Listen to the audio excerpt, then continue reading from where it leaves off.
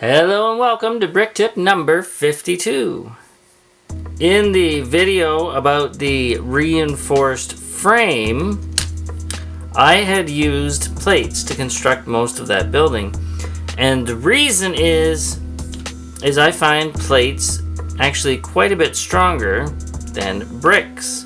And I wanted to explain some cases where it is better to use bricks or plates to achieve strength in a build. A lot of times we default to using bricks for a lot of things, but when you interlace plates, a lot of times they prove to be much stronger. So if we take a look at the brick by itself and just look at the properties, it has really good compression. Like, it won't compress at all, and the same for a plate, it won't compress. But one thing it does is if you push on the sides, there's some deformation there. It kind of caves in a bit. That's why these side walls are in where the anti-studs are, to keep that deformation limited. If we look at the plates, if we twist it, obviously by itself it is very flimsy. Other than the compression forces, it bends a lot. Now, that is actually part of its strength, is that bending motion.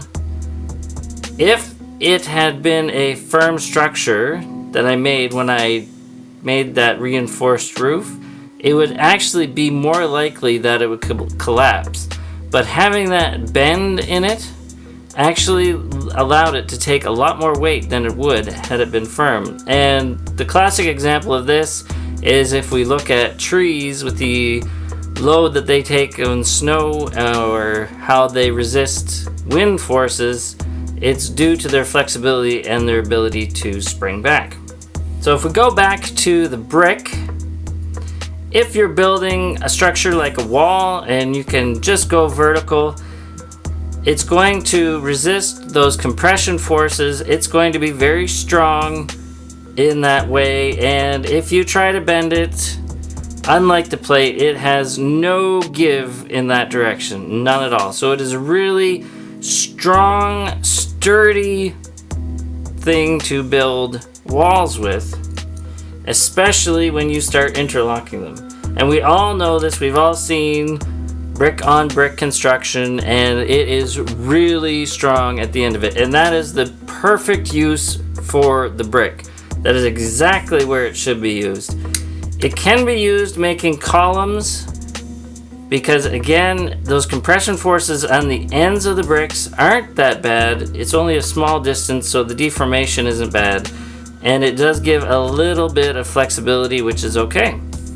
Where plates come into their own is when they start interlocking, you can get a lot more strength in a smaller width than with the bricks. So for instance, here we're interlocking this wall, and the clutch power is pretty good, but it definitely will come apart easily. If we take the plates and do the same thing and we interlock those, everyone knows this takes a lot more force to get apart. It's not nearly as easy, especially when we add 2 or 3 together. It gets really hard to get them off, and usually we would go with the brick tool to take those apart. So next, as I mentioned, if you take a few plates and lock them together, we have, well, one thing is we don't have that big cavity like we do in a brick. So we have a lot more solid area, and we have all those connections in there that are working with each other to hold the plate together. So if we give it a twist, it still has a little bit of twist. Obviously, compression forces are going to be really good. Now, if we can squeeze it, you notice those compression forces absolutely disappear in that. It won't budge. Now if we took that plate by itself and did the same thing, you can see it start to deform. But when you add those extra plates in, it won't deform at all. And especially if you locked it in like this, where you're laminating both sides with a plate, neither side wants to give. So that is where plates become extremely strong. That is why in that building, when the plates were in a vertical position and I was standing on top, they would not budge. And if they did, they would get a little twisting motion, which actually helped out that structure quite a bit. Another benefit of plates is that over a short distance, you can add a lot of strength and change direction very quickly. Where if you're changing direction with bricks, you'll notice it's going to actually add an area that is weaker in the structure rather than stronger. So here we can try to interlock a few bricks.